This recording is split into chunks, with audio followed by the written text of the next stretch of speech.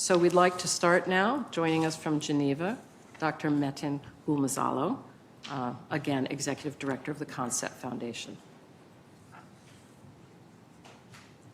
Thank you, Anna, and good afternoon, colleagues, and thank you for giving me the opportunity to talk to this distinguished audience. I'm going to share our experience from a project called Accelerating Innovation for Mothers that we are working on with support from Gates Foundation since November 2020. And our starting point was that there has been no new innovations in pregnancy-specific conditions, prevention and treatment for the last 30 years. In fact, there are only 2 medicines registered for this purpose.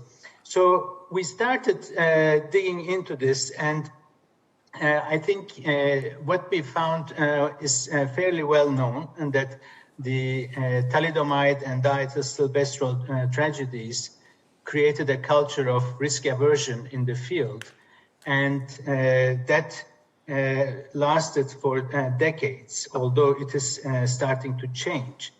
But the end result where we are today is we don't have good evidence for medicines used in pregnancy.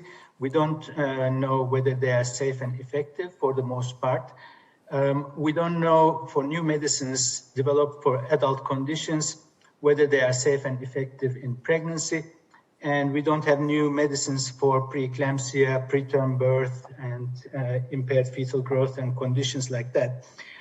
Now, in the absence of public sector owning this space, I think the main entity or industry that needs to bring the evidence is pharmaceutical companies. And pharmaceutical companies are reluctant to jump into this space for several reasons. There's a low profit margin, both in high-income countries and low-income countries. In high-income countries, there's low morbidity and mortality in terms of severe outcomes. And there is a perceived or real risk issue around trial insurance costs, around liability risks, and also all of these linked to reputational risks and financial risks, because if they embark on a development program, many candidates will fail and the minority will survive. So we need partnerships. We need both public sector and private sector to work together. And there has been examples of the public and private sectors working together for drug development. And there are a number of product development partnerships, and PATH is one of those, which we will hear soon. But I think in terms of insurance and de-risking, that could be obviously one carrot, so to speak, where there could be several mechanisms such as pooled insurance schemes, or what they call captive insurance schemes in the industry, where this has been done for low and middle income country disaster prevention and disaster insurance situations. And there are successful examples of these. There could be other donor-funded covers or national government-funded insurance covers, like we saw in the COVID pandemic. But such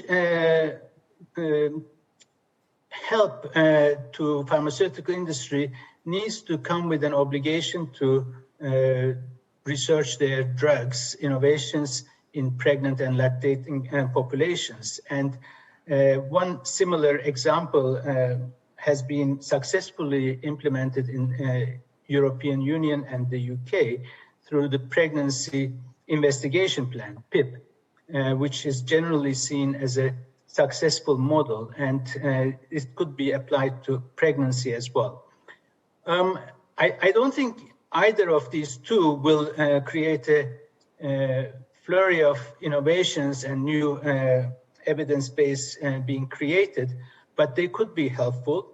And for low and middle income countries, there may be other initiatives such as advanced market commitments, sort of donor-based procurement commitments when the research is finished and the drug is shown to be effective. So I think there are mechanisms, but they need to be implemented in a partnership style, bringing public and private sector entities together, in my opinion.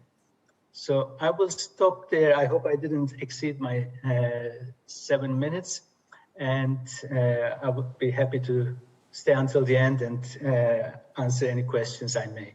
Thank you. Thank you very much. We appreciate your time today. And we will be having Q&A after we hear from all three panelists.